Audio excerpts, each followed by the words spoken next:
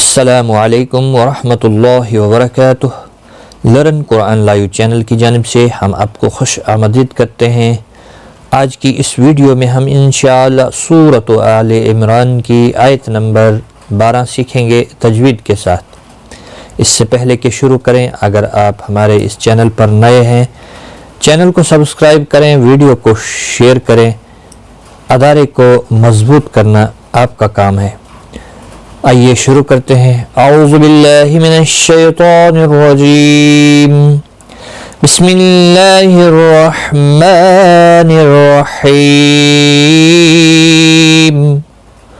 قل للذین کفروا ستغلبون وتحشرون الی جہنم وَبِئْسَ الْمِہَادُ۔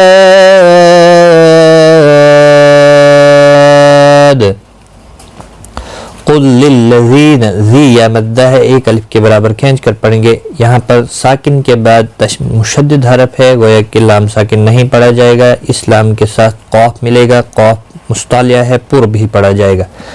ذی یا مدہ ہے، ایک الف کی مقدار کے برابر کھینچ کر پڑھیں گے، نہ کو کھینچنا نہیں۔ کفروا، رو پیش کی وجہ سے پر پڑھا جائے گا، واو مدہ بھی ہے، ایک الف کی مقدار کے برابر کھینچ کر پڑھا جائے گا۔ ستغلبون، غین مستعلیہ ہے، پر پڑھا جائے گا، بو واو مدہ ہے، ایک الف کی مقدار کے برابر کھینچ کر پڑھیں گے۔ ستغلبون،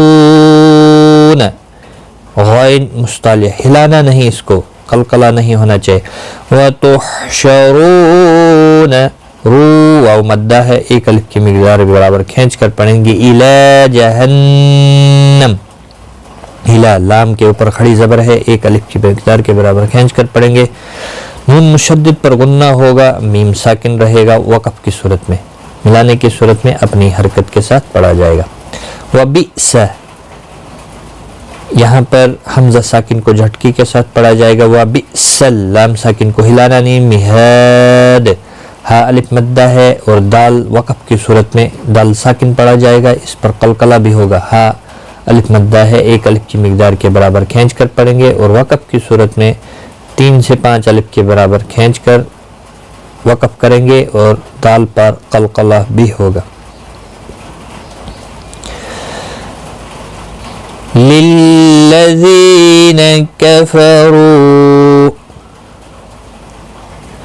قل للذین کفروا ستغلبون وتحشرون الی جہنم وبئس المہاد۔ آج کا سبق ہمارا یہاں تک ہے، ایک بار میں ملا کر پڑھتا ہوں، رپیٹ کرتا ہوں ایک بار پھر سے۔ قل للذین کفروا ستغلبون وتحشرون الی جہنم وبئس المہاد۔ صدق اللہ العظیم۔ آج کی اس ویڈیو میں اتنا ہی، اپنا خیال رکھیں، غلطی کوتاہی معاف۔ ٹیک کیئر، اللہ حافظ۔